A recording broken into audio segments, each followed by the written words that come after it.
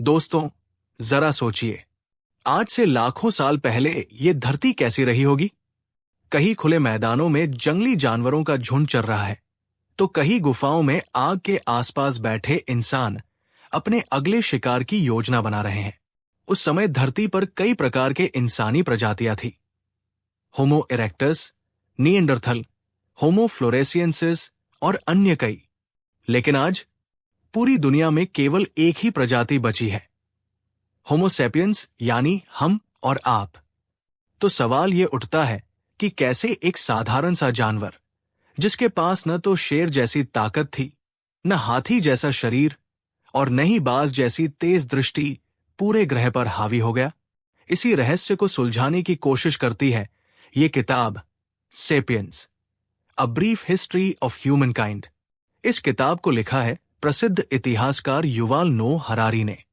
ये किताब हमें हमारे अतीत का ऐसा आईना दिखाती है जिसमें हम समझते हैं कि हम कौन थे, कैसे यहां तक पहुंचे और आगे कहां जा सकते हैं।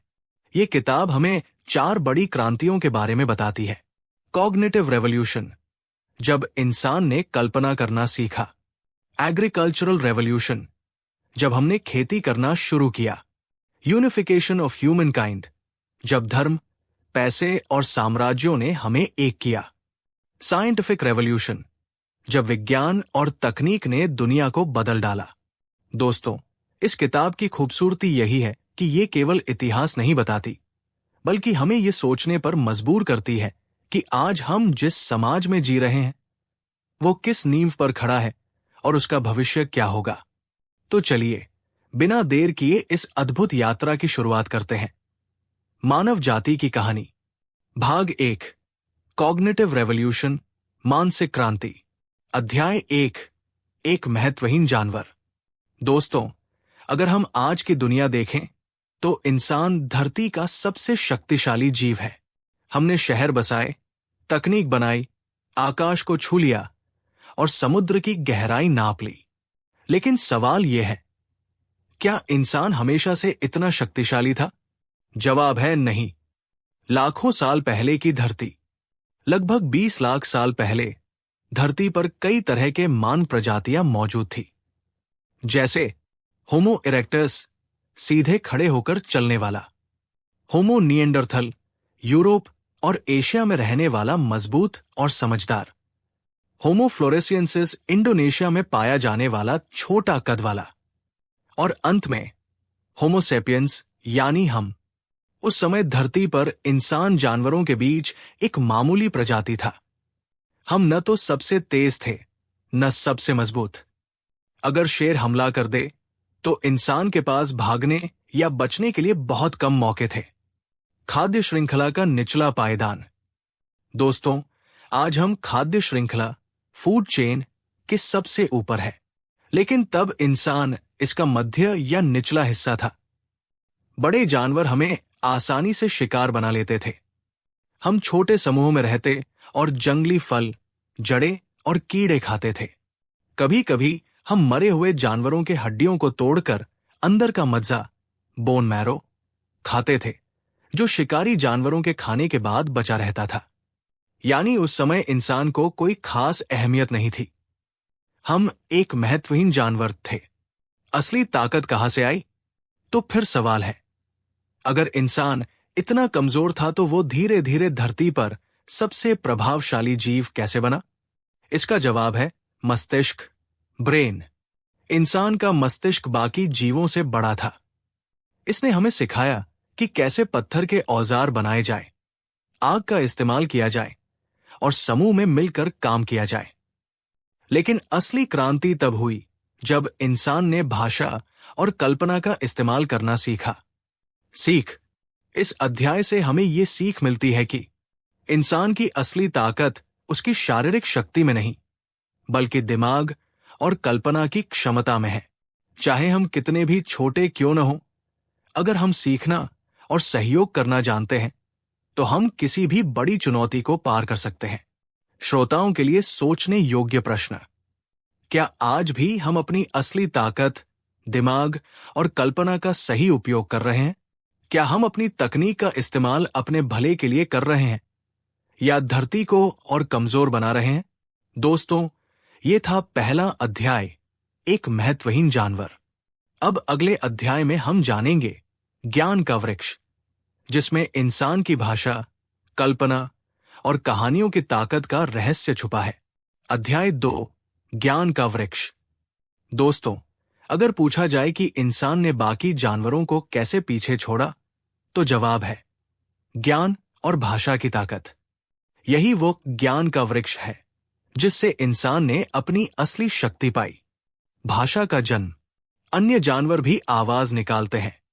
बंदर खतरे की चेतावनी देने के लिए अलग अलग आवाजें निकालते हैं। मधुमक्खियां नृत्य, डांस करके बताती है कि फूल कहाँ है। लेकिन ये सब बहुत सीमित है। इंसान ने भाषा को ऐसा विकसित किया कि हम जटिल बातें कर सके।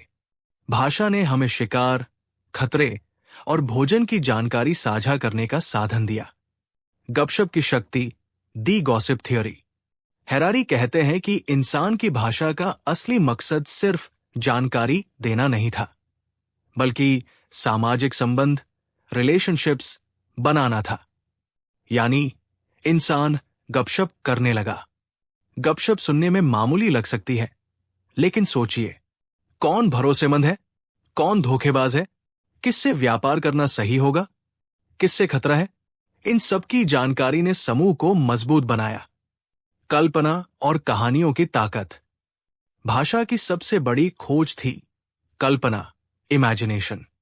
इंसान केवल यथार्थ, रियलिटी पर बात नहीं करता था, बल्कि ऐसी चीजों पर भी विश्वास करने लगा जो असल में मौजूद नहीं थी, जैसे देवता, आत्मा, राष्ट्र, मानव अधिकार, पैसा।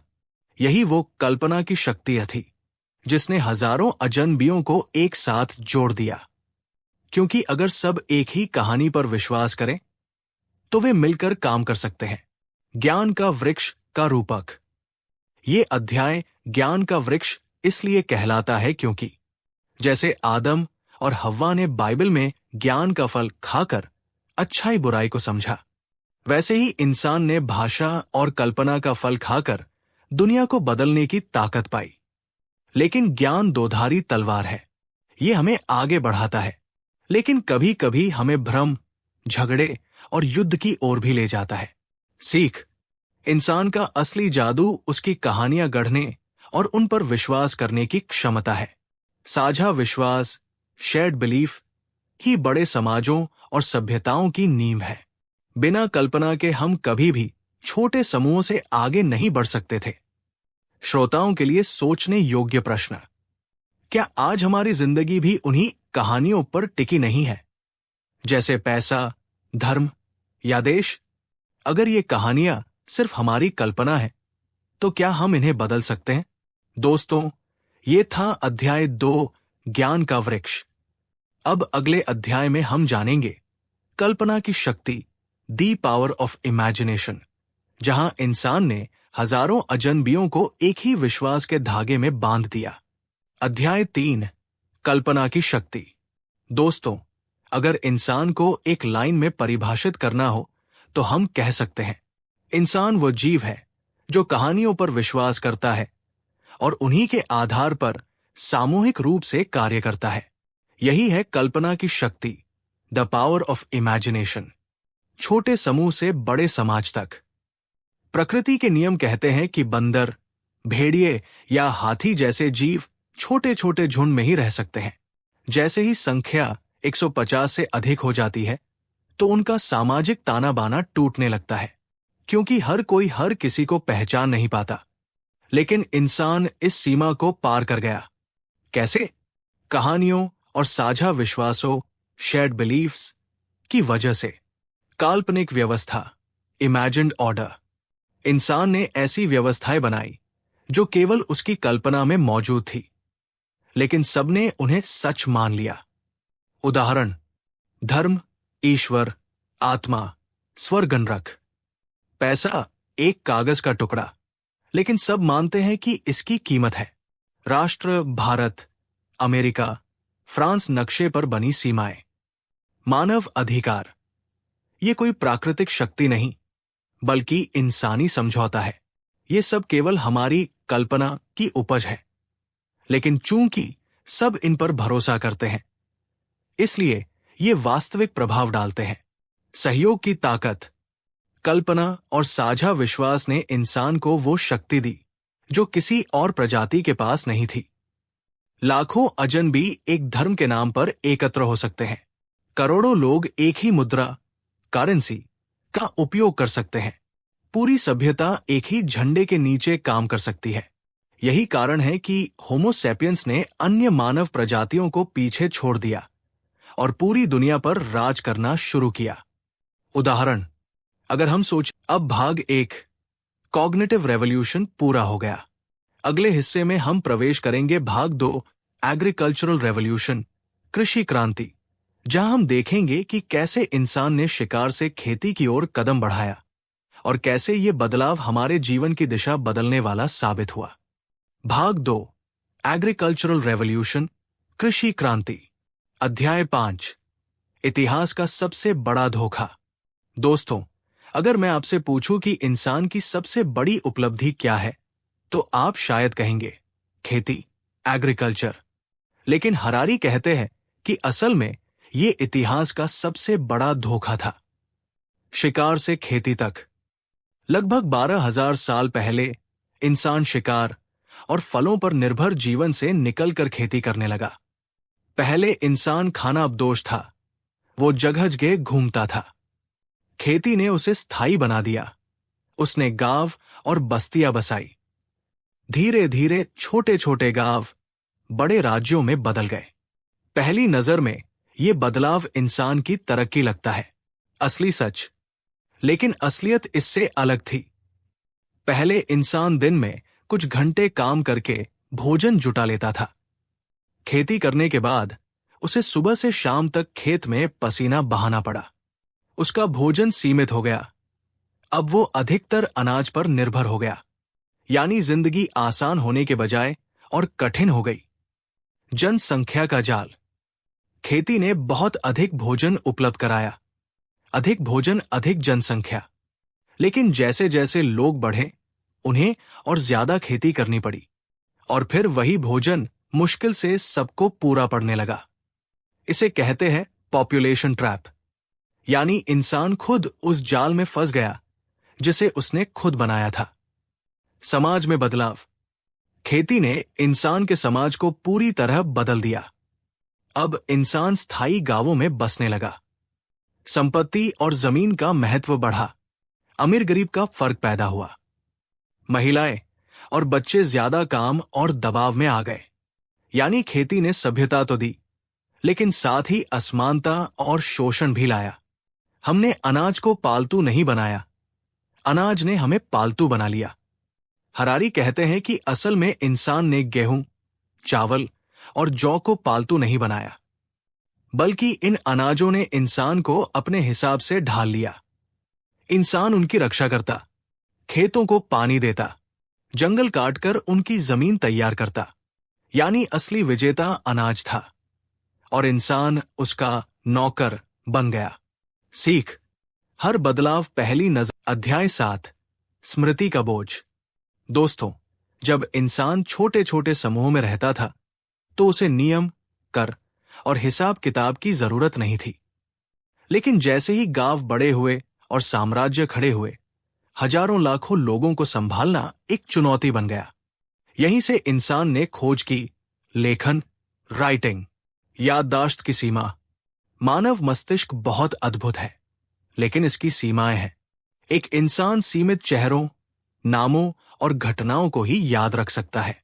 जब समाज छोटा था तो केवल गपशप और बोली से काम चल जाता था। लेकिन बड़े राज्यों में यह असंभव हो गया कि सब लोग सब कुछ याद रखें। कल्पना कीजिए, अगर हजारों किसानों से कर, टैक्स लेना है तो कौन याद रखेगा कि किसने कितना दिया और किसका कितना बाकी है? लेखन का जन्म। इसी समस्या को हल करने के लिए लेखन का आविष्कार हुआ। शुरुआती लेखन सिर्फ हिसाब किताब के लिए था, न कि कविता या कहानियों के लिए।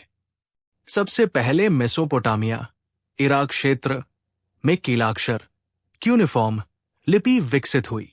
इसका उपयोग अनाज, कर और व्यापारिक लेन देन दर्ज करने के लिए किया गया। यानी लेखन का असली मकसद था डेटा स्टोर करना और समाज को चलाना। स्मृति का बोझ हल। लेखन ने इंसान की याददाश्त का बोझ हल कर दिया। अब कर, कानून और अनुबंध लिखकर सुरक्षित रखे जा सकते थे। शासन और व्यापार आसान हो गया। बड़े साम्राज्य बिना लिखित नियमों के संभव नहीं थे। ज्ञान की क्रांति। धीरे धीरे लेखन ने केवल हिसाब किताब ही नहीं, बल्कि ज्ञान को भी संरक्षित करना शुरू किया। धार्मिक ग्रंथ, वैज्ञानिक खोजें, इतिहास, साहित्य, इसी ने इंसान को असली सभ्यता की ओर धकेला। सीख। इंसान का मस्तिष्क अकेले सीमित है, लेकिन ज्ञान का जाल, लेखन बनाकर हमने उसे अनंत बना दिया। सभ्यता की नींव केवल खेत और अनाज पर नहीं, बल्कि लेखन और सूचना पर भी टिकी है। अगर हम अपनी स्मृति को सही साधनों से सुरक्षित न करें, तो समाज टूट सकता है। श्रोताओं के लिए सोचने योग्य प्रश्न। क्या आज भी हमारी सभ्यता डेटा पर नहीं टिकी हुई है? अगर अचानक सभी लिखित और डिजिटल रिकॉर्ड मिट जाए, तो क्या हमारी दुनिया ढह नहीं जाएगी? दोस्तों, ये था अध्याय 7, भाग 3, यूनिफिकेशन ऑफ ह्यूमन काइंड, मानवता का एकीकरण। अध्याय 9, इतिहास की दिशा। दोस्तों, जब इंसान छोटे छोटे गांवों और राज्यों में बंटा हुआ था, तब हर जगह की अपनी संस्कृति, परंपरा और व्यवस्था थी। लेकिन धीरे धीरे इतिहास ने इंसान को एक ही राह पर धकेला। एकीकरण, यूनिफिकेशन। क्या इतिहास की कोई दिशा होती है? आप सोच सकते हैं कि इतिहास तो बस घटनाओं का सिलसिला है। कभी युद्ध, कभी शांति, कभी राजाओं का उत्थान, कभी पतन। लेकिन हरारी कहते हैं कि इतिहास की एक दिशा, डायरेक्शन है, और वह दिशा है छोटे समूहों से बड़े समूहों की ओर बढ़ना। एकीकरण के 3 बड़े बल। मानवता को जोड़ने वाले 3 मुख्य बल हैं। पैसा, मनी। सब मानते हैं कि सोना, चांदी या कागज का नोट मूल्यवान है। इससे अजनबी भी एक दूसरे से व्यापार कर सकते हैं।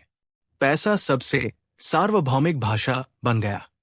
साम्राज्य, एम्पायर्स। बड़े बड़े साम्राज्यों ने अलग अलग जातियों और संस्कृतियों को अपने अधीन किया। चाहे वह रोमन साम्राज्य हो या मुगल सल्तनत, इन सब ने विविध लोगों को एक प्रशासन के तहत जोड़ा। धर्म, रिलीजन। धर्म ने साझा विश्वास दिए, जैसे ईश्वर, नैतिकता, नियम। इससे लाखों करोड़ों लोग एक ही धागे में बंध गए। इन 3 ताकतों ने मिलकर मानवता का एकीकरण संभव किया। इतिहास की दिशा, एकता। इतिहास का प्रवाह धीरे धीरे स्थानीय से वैश्विक की ओर रहा है। छोटे गांव, बड़े राज्य, अलग अलग भाषाएं, साझा भाषाएं और लिपियां। स्थानीय व्यापार, वैश्विक व्यापार। छोटे देवी देवता, विश्व धर्म। यानी इतिहास की दिशा हमेशा बिखराव से जुड़ाव की ओर रही है। अध्याय 11, साम्राज्यों का दृष्टिकोण। दोस्तों, इतिहास की सबसे शक्तिशाली ताकतों में से एक है साम्राज्य, एम्पायर। क्योंकि साम्राज्य केवल सत्ता का खेल नहीं थे, बल्कि उन्होंने मानवता को जोड़ने, संस्कृतियों को मिलाने और सभ्यता की दिशा तय करने में अहम भूमिका निभाई। साम्राज्य क्या है? हरारी बताते हैं कि साम्राज्य एक ऐसा राजनीतिक ढांचा है जहां अलग अलग लोग, संस्कृतियां और क्षेत्रों को एक केंद्र से शासित किया जाता है। ये अक्सर बल, फोर्स से बनता है, लेकिन बाद में एक साझा पहचान भी गढ़ता है। साम्राज्य की खासियत है विविधता में एकता। साम्राज्यों की भूमिका। इतिहास में लगभग हर क्षेत्र पर कभी न कभी किसी साम्राज्य का शासन रहा है। रोमन साम्राज्य ने यूरोप, अफ्रीका और एशिया को जोड़ा। मुगल साम्राज्य ने भारत की विविध जातियों को एक प्रशासन में बांधा। चीनी साम्राज्य ने हजारों सालों तक पूर्व एशिया की पहचान बनाई। ब्रिटिश साम्राज्य ने पूरी दुनिया को एक वैश्विक व्यवस्था से जोड़ा।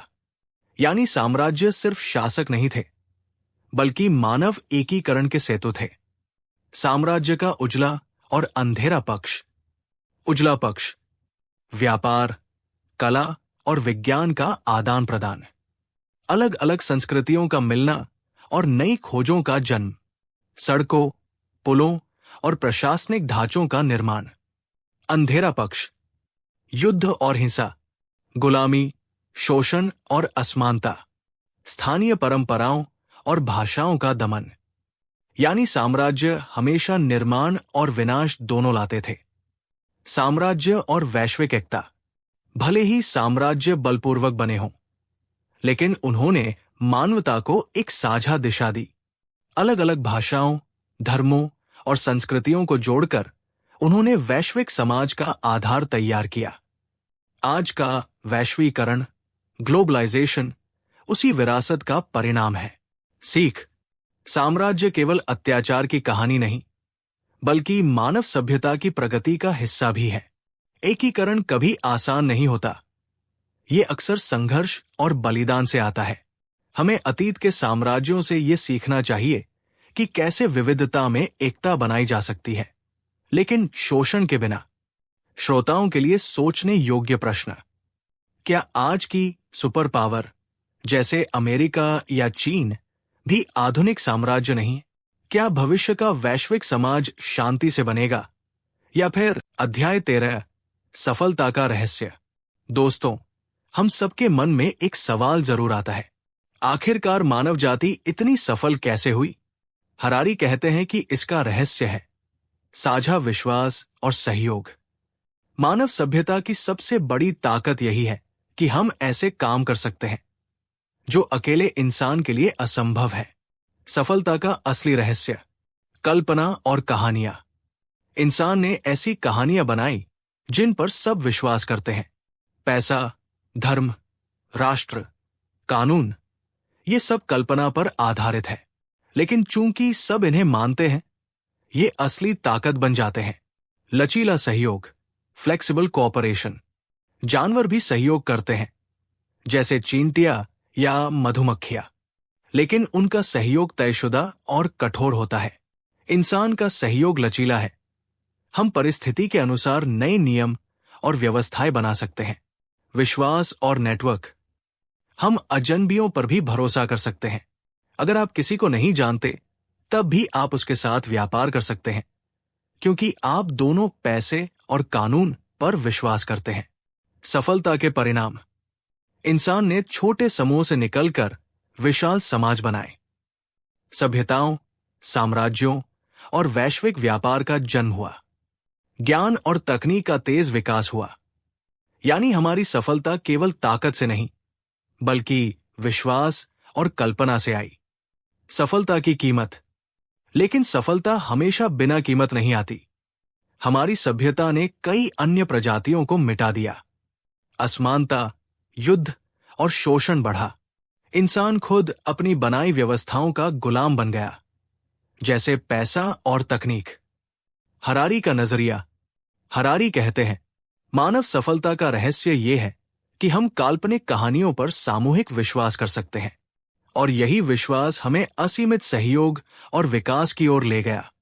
सीख, इंसान की असली ताकत उसकी कल्पना और विश्वास की क्षमता है। हमारी सफलता दूसरों के साथ सहयोग करने की वजह से है। अगर हम अपनी कल्पना बदल दें, तो हम अपनी तकदीर भी बदल सकते हैं। श्रोताओं के लिए सोचने योग्य प्रश्न, क्या आज की सफलता हमें वास्तव में सुख दे रही है, या हम और उलझते जा रहे हैं? क्या भविष्य में हमारी नई कहानियां हमें और ऊंचाई देंगी, या हमें संकट में डालेंगी? दोस्तों, ये था अध्याय 13 सफलता का रहस्य। इसके साथ भाग 3 यूनिफिकेशन ऑफ ह्यूमन काइंड, मानवता का एकीकरण पूरा होता है। अब हम बढ़ेंगे भाग 4 साइंटिफिक रेवोल्यूशन, वैज्ञानिक अध्याय 15 विज्ञान और साम्राज्य का विवाह। दोस्तों, हरारी कहते हैं कि आधुनिक सभ्यता का असली जादू केवल विज्ञान से नहीं हुआ, बल्कि विज्ञान और साम्राज्यवाद के मिलन से हुआ। यानी वैज्ञानिक खोजें और राजनीतिक सत्ता दोनों ने मिलकर पूरी दुनिया को बदल दिया। साम्राज्य और खोज, 15वीं और 16वीं शताब्दी में यूरोपीय साम्राज्य तेजी से फैल रहे थे। कोलंबस, वास्को डी गामा और मैगलन जैसे खोजकर्ताओं ने नए महाद्वीप खोजे। साम्राज्यों को नई भूमि, संसाधन और व्यापार चाहिए था। इसके लिए उन्हें वैज्ञानिक ज्ञान और तकनीक की जरूरत पड़ी। जहाज, मानचित्र, तोप, बंदूकें। विज्ञान को शक्ति क्यों मिली? यूरोपीय शासकों ने समझा कि वैज्ञानिक खोज सैन्य और आर्थिक ताकत। इसलिए उन्होंने वैज्ञानिकों को फंड और सहयोग दिया। विज्ञान अब केवल ज्ञान की खोज नहीं रहा, बल्कि सत्ता का साधन बन गया। उदाहरण, समुद्री नेविगेशन के लिए खगोल शास्त्र का विकास, उपनिवेशों पर कब्जे के लिए नई हथियार तकनीक, कृषि और उद्योग को सुधारने के लिए वैज्ञानिक प्रयोग। विज्ञान प्लस पूंजीवाद प्लस साम्राज्यवाद, 3 शक्तियां मिल गई। विज्ञान, नई खोजें और तकनीक। पूंजीवाद, व्यापार और निवेश। साम्राज्यवाद, नए इलाकों पर कब्जा। इस त्रिकोण ने यूरोप को दुनिया की सबसे बड़ी ताकत बना दिया। उदाहरण, ब्रिटिश साम्राज्य ने वैज्ञानिक अनुसंधान को बढ़ावा दिया और औद्योगिक क्रांति की राह खोली।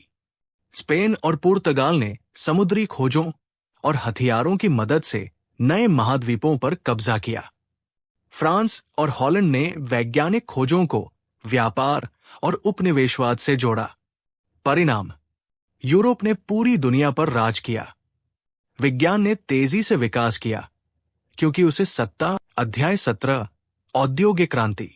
दोस्तों, अगर कोई पल है जिसने इंसान की जिंदगी को सबसे ज्यादा बदला, तो वो है औद्योगिक क्रांति, इंडस्ट्रियल रेवोल्यूशन। ये वो समय था जब इंसान ने पहली बार मशीनों की ताकत का इस्तेमाल किया और पूरी सभ्यता की रफ्तार बदल गई। औद्योगिक क्रांति की शुरुआत 18वीं शताब्दी के अंत और 19वीं शताब्दी की शुरुआत में ये क्रांति इंग्लैंड से शुरू हुई। मुख्य कारण, भाप इंजन, स्टीम इंजन का आविष्कार, कपड़ा उद्योग और मशीनों का विकास, कोयला और लोहा जैसे संसाधनों की उपलब्धता, पूंजीवाद और निवेश का समर्थन। इसने उत्पादन की क्षमता कई गुना बढ़ा दी। समाज में बदलाव। उत्पादन, पहले उत्पादन छोटे पैमाने पर हाथों से होता था। अब बड़े बड़े कारखानों में मशीनों से तेज उत्पादन होने लगा। शहरों का विकास, लोग गांव छोड़कर कारखानों में काम करने शहरों में बसने लगे। इससे शहरीकरण, अर्बनाइजेशन बढ़ा। काम का ढंग, किसान और कारीगर अब मजदूर बन गए। समय और नियमों के हिसाब से काम करना पड़ा। वैश्विक प्रभाव, औद्योगिक क्रांति ने यूरोप को आर्थिक और सैन्य दृष्टि से बेहद ताकतवर बना दिया। यूरोपीय देशों ने उपनिवेशों पर और ज्यादा पकड़ बनाई। पूरी दुनिया का व्यापार और राजनीति मशीनों और कारखानों के इर्द गिर्द घूमने लगी। विज्ञान और उद्योग का मेल, नई खोजों ने उद्योग को आगे बढ़ाया। उद्योग ने विज्ञान को और निवेश और साधन दिए। दोनों मिलकर तेजी से आगे बढ़ते रहे। यही ज्ञान प्लस शक्ति प्लस पूंजी का त्रिकोण था जिसने आधुनिक दुनिया बनाई। उजला और अंधेरा पक्ष। उजला पक्ष, उत्पादन और व्यापार में जबरदस्त वृद्धि, जीवन स्तर और सुविधाओं में सुधार, तेजी से वैज्ञानिक और तकनीकी प्रगति। अंधेरा पक्ष, मजदूरों का शोषण, प्रदूषण और पर्यावरण संकट, उपनिवेशवाद और संसाधनों की लूट। यानी औद्योगिक क्रांति ने समृद्धि भी दी और समस्याएं भी। सीख, तकनीक केवल उपकरण है। ये इस पर निर्भर करती है कि हम इसका उपयोग कैसे करते हैं। हर नई क्रांति अपने साथ अवसर भी लाती है और खतरे भी। असली चुनौती यह है कि क्या हम तकनीक को मानवता के भले के लिए इस्तेमाल करेंगे या केवल मुनाफे और सत्ता के लिए। श्रोताओं के लिए सोचने योग्य प्रश्न, क्या आज की डिजिटल क्रांति भी औद्योगिक क्रांति जैसी नहीं है? क्या हम तकनीक के मालिक हैं या तकनीक धीरे धीरे हमारी जिंदगी की मालिक बन रही है? दोस्तों, ये था अध्याय 17, औद्योगिक क्रांति। अब अगले अध्याय में हम जानेंगे स्थायी क्रांति, जहां हम समझेंगे कि कैसे इंसान ने एक स्थायी विकास की राह पकड़ी और अब वो कभी पीछे मुड़कर नहीं देख सकता। अध्याय 18, स्थायी क्रांति।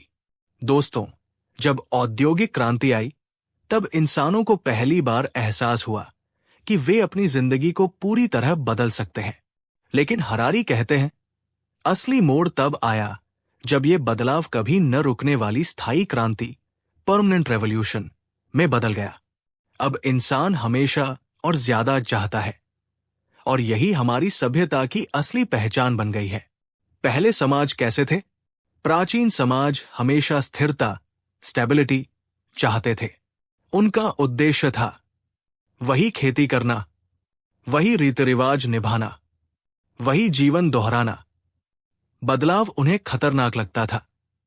लेकिन औद्योगिक युग में यह सोच पूरी तरह उलट गई। बदलाव नई सामान्यता। अब बदलाव ही सामान्य बन गया। हर साल नई तकनीक, नई खोज, नई मशीनें। समाज और अर्थव्यवस्था लगातार रूप बदलते रहे। इसे हरारी कहते हैं स्थायी क्रांति। आर्थिक विकास का जुनून। इंसान अब केवल जीना नहीं चाहता, बल्कि विकास, ग्रोथ चाहता है। पहले राजाओं और समाज का लक्ष्य था स्थिर रहना। अब लक्ष्य है जीडीपी बढ़ाना, उत्पादन बढ़ाना, तकनीक बढ़ाना।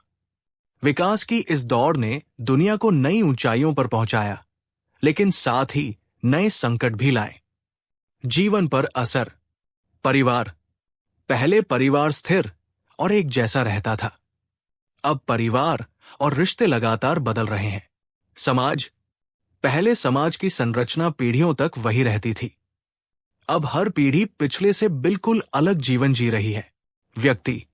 पहले लोग अपने पिता दादा जैसा जीवन जीते थे। अब हर इंसान का जीवन नई तकनीक और परिवर्तनों से पूरी तरह अलग हो जाता है। उजला और अंधेरा पक्ष। उजला पक्ष। लगातार प्रगति और नई खोजें। जीवन स्तर में सुधार, नए अवसर और स्वतंत्रता। अंधेरा पक्ष। अनिश्चितता और अस्थिरता, मानसिक तनाव और असुरक्षा, पर्यावरण और समाज पर दबाव। यानी स्थायी क्रांति ने हमें तरक्की भी दी और बेचैनी भी। सीख। हमारी सभ्यता अब बदलाव पर टिकी है। अगर बदलाव रुक गया तो प्रणाली ढह जाएगी। स्थायी क्रांति ने हमें अवसर दिए, लेकिन हमें संतुलन ढूंढना होगा। असली सवाल यह है, क्या हम इस दौड़ को नियंत्रित कर रहे हैं या ये दौड़ हमें नियंत्रित कर रही है? श्रोताओं के लिए सोचने योग्य प्रश्न। क्या हम बदलाव की इस दौड़ से खुश हैं या सिर्फ भाग रहे हैं? अगर विकास और बदलाव कभी न रुके, तो क्या इंसान सच में शांति और संतोष पा सकेगा? दोस्तों, ये था अध्याय 18, स्थायी क्रांति। अब अगले अध्याय में हम जानेंगे और वे सुखी हो गए, जहां हम देखेंगे कि इतने विकास और तरक्की के बावजूद क्या इंसान सच में सुखी हुआ है या नहीं। अध्याय 19, और वे सुखी हो गए। दोस्तों, अब तक हमने देखा कि इंसान ने कैसी कैसी क्रांतियां की। मानसिक क्रांति, कृषि क्रांति, मानवता का एकीकरण, औद्योगिक और वैज्ञानिक क्रांति। इंसान ने अद्भुत तरक्की की। लेकिन सवाल यह है, क्या इंसान वास्तव में अधिक सुखी हुआ? प्रकृति बनाम खुशी। आज हमारे पास कार, मोबाइल, इंटरनेट, दवाइयां और विलासिताएं हैं। हमारी उम्र पहले से लंबी है, स्वास्थ्य बेहतर है। लेकिन क्या हमारी खुशी भी बढ़ी है? हरारी कहते हैं कि प्रगति और खुशी हमेशा साथ साथ नहीं चलते। सुख का विज्ञान। आधुनिक विज्ञान बताता है कि हमारी खुशी, हैप्पीनेस, मुख्यतः 3 चीजों पर निर्भर है। शरीर की स्थिति, स्वास्थ्य, हार्मोन, दर्द या आराम, संबंध और सामाजिक जुड़ाव, परिवार, दोस्त, समाज। मानसिक दृष्टिकोण। हम स्थितियों को कैसे देखते हैं? यानी बाहरी चीजें जैसे पैसा और तकनीक सीमित हद तक ही खुशी देती है। धन और सुख का रिश्ता। धन से सुख मिलता है, लेकिन केवल बुनियादी जरूरतें पूरी होने तक। एक बार जब पेट भरने, रहने और सुरक्षा की व्यवस्था हो जाए, तो अतिरिक्त धन उतनी खुशी नहीं देता। यही कारण है कि अमीर देशों के लोग हमेशा गरीब देशों से ज्यादा खुश नहीं होते। प्राचीन ज्ञान बनाम आधुनिक विज्ञान। बौद्ध धर्म कहता है कि दुख हमारी इच्छाओं से पैदा होता है। आधुनिक विज्ञान भी कहता है कि खुशी बाहरी वस्तुओं से नहीं, बल्कि मन की स्थिति से आती है। यानी असली सुख अंदर है, बाहर नहीं। क्या हम सच में सुखी हैं? औद्योगिक और वैज्ञानिक क्रांति ने हमें आराम, सुरक्षा और विकल्प दिए, लेकिन इसके साथ तनाव, अकेलापन और असंतोष भी बढ़ा। हम कभी संतुष्ट नहीं रहते, हमेशा और अधिक चाहते हैं। यानी इंसान ने तरक्की तो कर ली, लेकिन खुशी अभी भी अधूरी है। सीख: असली सुख बाहरी चीजों से नहीं, बल्कि मानसिक शांति और संतोष से आता है। विज्ञान और तकनीक हमें साधन दे सकते हैं, लेकिन खुशी नहीं। अगर हमें सच में सुखी होना है, तो हमें अपनी इच्छाओं और दृष्टिकोण को समझना होगा। श्रोताओं के लिए सोचने योग्य प्रश्न: क्या हम तरक्की की दौड़ में खुशी को भूल चुके हैं? अगर असली खुशी मन में है, तो हमें अपने जीवन का ध्यान किस ओर लगाना चाहिए? दोस्तों, ये था अध्याय 19 और वे सुखी हो गए।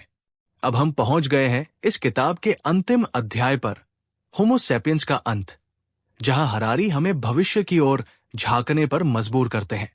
क्या आप चाहेंगे कि मैं अब अध्याय 20 होमो सैपियंस का अंत की समरी विस्तार से लिखूं? You said okay, ChatGPT said. बहुत अच्छा। तो अब हम पहुंचते हैं इस महान किताब sapiens, a brief history of human kind के अंतिम अध्याय की ओर। यह है अध्याय 20, होमो सैपियंस का अंत, भाग 4, साइंटिफिक रेवोल्यूशन, वैज्ञानिक क्रांति। अध्याय 20, होमो सैपियंस का अंत। दोस्तों, पूरी किताब में हमने इंसान की यात्रा देखी। एक मामूली सा जानवर सभ्यताओं का निर्माता, विज्ञान और पूंजी का स्वामी। लेकिन हरारी हमें इस अंतिम अध्याय में एक गहरा सवाल पूछते हैं: क्या होमो सैपियंस हमेशा रहेंगे, या फिर हमारी कहानी किसी और रूप में खत्म होने वाली है? विज्ञान और तकनीक का नया युग। आज विज्ञान केवल प्रकृति को समझने तक सीमित नहीं है, बल्कि वह प्रकृति को बदलने लगा है। जेनेटिक इंजीनियरिंग, इंसान अपने DNA को बदल सकता है। कृत्रिम बुद्धिमत्ता, AI, मशीनें इंसान से ज्यादा बुद्धिमान हो सकती है। बायोटेक्नोलॉजी, इंसान अपने शरीर को अपग्रेड कर सकता है। यानी हम you said okay, ChatGPT said. बहुत अच्छा। तो चलिए अब हम इस किताब के अंतिम अध्याय 20, होमो सैपियंस का अंत को विस्तार से पूरा करते हैं। भाग 4, साइंटिफिक रेवोल्यूशन, वैज्ञानिक क्रांति। अध्याय 20, होमो सैपियंस का अंत। दोस्तों, हर कहानी का अंत होता है, लेकिन जब हम मानव जाति की कहानी देखते हैं, तो सवाल उठता है, क्या हमारी कहानी अब अपने अंतिम मोड़ पर है? क्या भविष्य में होमो सैपियंस वैसे ही मिट जाएगा जैसे निएंडरथल और अन्य मानव प्रजातियां मिट गए? जैव प्रौद्योगिकी, बायोटेक्नोलॉजी का युग। आज इंसान सिर्फ पर्यावरण नहीं बदल रहा, बल्कि खुद को बदलने की ताकत हासिल कर रहा है। जेनेटिक इंजीनियरिंग से हम DNA बदल सकते हैं, बीमारियों को मिटा सकते हैं, शारीरिक और मानसिक क्षमताएं बढ़ा सकते हैं। भविष्य में डिजाइनर बेबीज पैदा हो सकते हैं, जहां माता पिता अपनी पसंद का बच्चा चुन सकेंगे। यानी इंसान खुद अपनी अगली प्रजाति को जन्म दे सकता है। कृत्रिम बुद्धिमत्ता, आर्टिफिशियल इंटेलिजेंस, AI। आज मशीनें पहले से कहीं ज्यादा बुद्धिमान हो रही है। AI डेटा को इंसान से तेज और सटीक ढंग से समझ सकती है। भविष्य में मशीनें युद्ध, चिकित्सा, शिक्षा और राजनीति सब चला सकती है। सवाल यह है कि जब मशीनें इंसानों से ज्यादा समझदार होंगी, तो हमारी जरूरत क्या रह जाएगी? मानव और मशीन का मेल। कुछ वैज्ञानिक मानते हैं कि भविष्य में इंसान और मशीन का मिलन होगा। इंसान के दिमाग को कंप्यूटर से जोड़ा जाएगा। साइबोर्ग्स यानी आधा इंसान आधा मशीन पैदा होंगे। ये नई प्रजाति होमो सैपियन से बहुत आगे होगी। खतरे और अवसर, लंबी उम्र, शायद अमरता तक।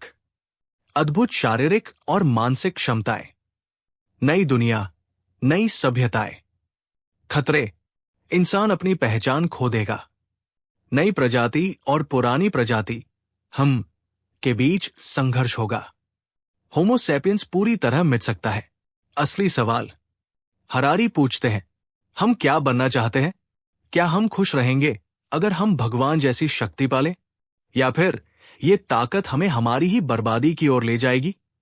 सीख, मानवता की सबसे बड़ी चुनौती अब यह है कि वो अपने ही भविष्य को नियंत्रित करे।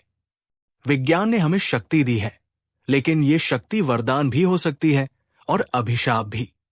होमो सैपियंस की कहानी खत्म हो सकती है, लेकिन ये हम पर निर्भर करता है कि उसका अगला अध्याय क्या होगा। श्रोताओं के लिए सोचने योग्य प्रश्न, क्या भविष्य में इंसान सच में इंसान रहेगा या किसी और रूप में बदल जाएगा? क्या हम अपनी बनाई तकनीक के मालिक रहेंगे या वही हमारी नियति तय करेगी? किताब का अंतिम संदेश, सेपियंस हमें यह सिखाती है कि हम केवल अतीत को समझने के लिए नहीं जीते, बल्कि हमें यह भी तय करना है कि भविष्य कैसा होगा। इतिहास का अगला अध्याय हमारी कल्पना, हमारे चुनाव और हमारे सहयोग पर निर्भर करता है। दोस्तों, इसके साथ ही हमने पूरी किताब sapiens, a brief history of human kind की हिंदी समरी पूरी कर ली। इस यात्रा में हमने देखा मानसिक क्रांति से लेकर कृषि क्रांति तक, मानवता के एकीकरण से लेकर वैज्ञानिक क्रांति तक, और अंत में भविष्य की अनिश्चितताओं तक।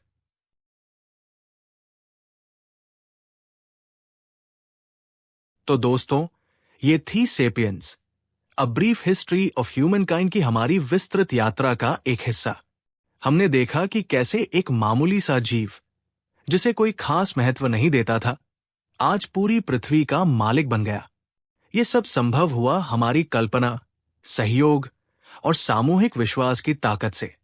इस किताब से हमें 3 बड़ी बातें सीखने को मिलती है। कल्पना ही हमारी असली ताकत है।